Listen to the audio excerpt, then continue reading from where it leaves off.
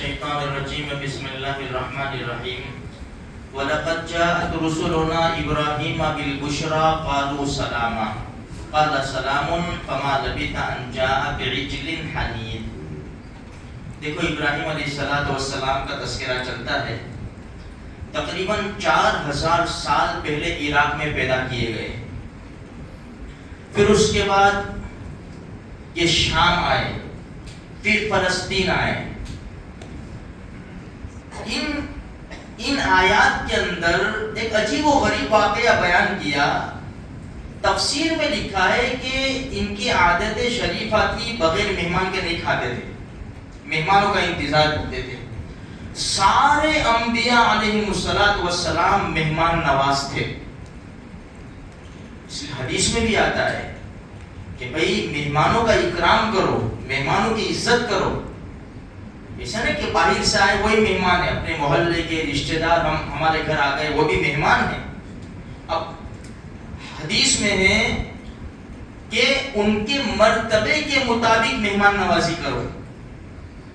خیر، تو ابراہیم علیہ السلام بڑے مہمان نواز تھے۔ ایک مرتبہ 4 سے 5 فرشتے تشریف لے آئے، فرشتے انسانی شکل میں۔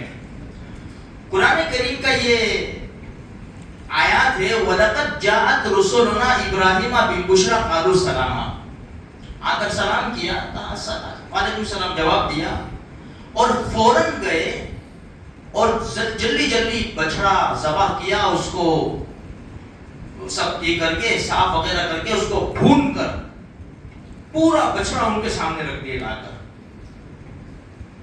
کیونکہ وہ تو کھانے سے پاک تھے، فرشتے کھانے سے پاک ہوتے ہیں، اب وہ تو انسانی شکل میں آئے تھے۔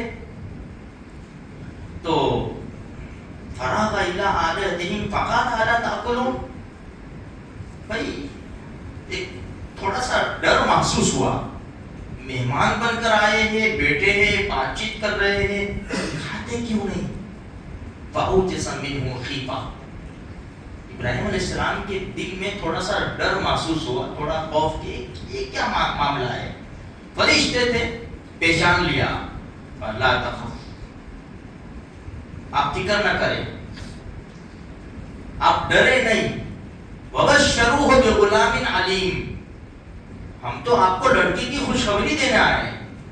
جب یہ تشریف لائے نا تو فلما رأى أيديهم لا تصل إليه نكرهم وأوجس منهم خيفة، یہاں پر یہ ہے اِنَّا أُرْسِلْنَا إِلَىٰ قَوْمِ لُوط، بھائی ہم تو لوط علیہ السلام کی قوم پر آئے ہیں، ان کو عذاب میں ہلاک کر دیں گے۔ قوم لوط کے لیے ہم آئے ہیں، 2 کام لے کر آئے ہیں، ایک تو آپ کو لڑکے کی خوشخبری دینی ہے، اور لوط علیہ السلام کی قوم کا بہت سنگین بڑا جرم ہے، اس پوری بستی کو ہم ہلاک اور برباد کر دیں گے۔ جب یہ تشریف لائے نا تو ان کی بیوی حضرت سارہ پردے کے پیچھے چلی گئی، بھائی اجنبی لوگ ہیں، پردہ کر۔ جب انہوں نے کہا کہ ہم تو فرشتے ہیں اور آپ کو لڑکے کی خوشخبری دینے آئے ہیں، تو قرآن کہتا ہے وَامْرَأَتُهُ قَائِمَةٌ، ان کی بیوی کھڑی ہوئی تھی، فَضَحِكَتْ، ہنس پڑی۔ ہم نے کہا فَبَشَّرْنَاهَا بِإِسْحَاقَ، ڈائریکٹ لڑکے کی خوشخبری، لڑکا بڑا ہوگا، اس کا نام بھی بتا دیا کہ اسحاق ہوگا اس کا نام۔ پھر آگے قرآن کہتا ہے وہ یہ بڑا ہوگا، اس کی شادی ہوگی، اس کا بچہ ہوگا، وَمِن وَرَاءِ إِسْحَاقَ یعقوب، اور اسحاق کے بیٹے کا نام یعقوب ہوگا۔ اتنی بڑی خوشخبری سنا دی۔ تو حضرت سارہ چونکہ بڑی عمر ہو گئی تھی، ابراہیم علیہ السلام کی 2 بیویاں تھیں، ایک حضرت ہاجرہ، ان سے اسماعیل علیہ السلام پیدا ہوئے، حضرت سارہ پہلی بیوی تھی، ان سے اولاد نہیں تھی، دونوں کی عمریں بڑی ہو گئی تھی۔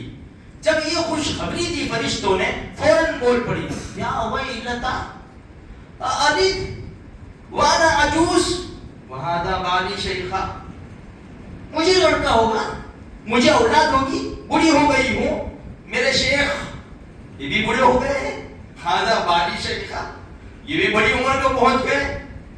إِنَّ هَذَا لَشَيْءٌ عَجِيبٌ، اسی عجیب عجیب باتیں کرتے ہو تم۔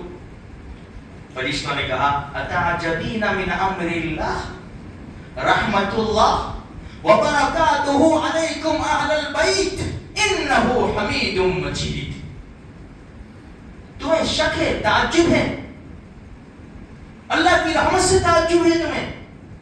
خیر ایمانی گھرانہ تھا میرے بھائیوں، دنیا دار الاسباب، اسباب کے اعتبار سے تو یہ ہونا ہی ہونا تھا کہ ہماری طاقتیں چلی گئی، کیسے اولاد ہوگی؟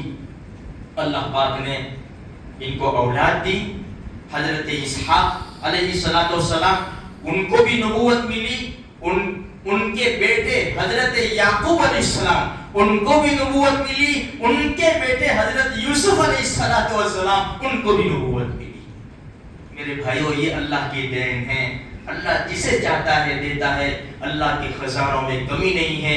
ہم بھی محمد رسول اللہ صلی اللہ علیہ وسلم کی امتی ہے، دل کھول کر مانگے اللہ سے، جو مانگنا ہو مانگے، اللہ کسی کو خالی ہاتھ واپس نہیں بھیجتا، ہاں دل کی طلب اور تڑپ دیکھتا ہے۔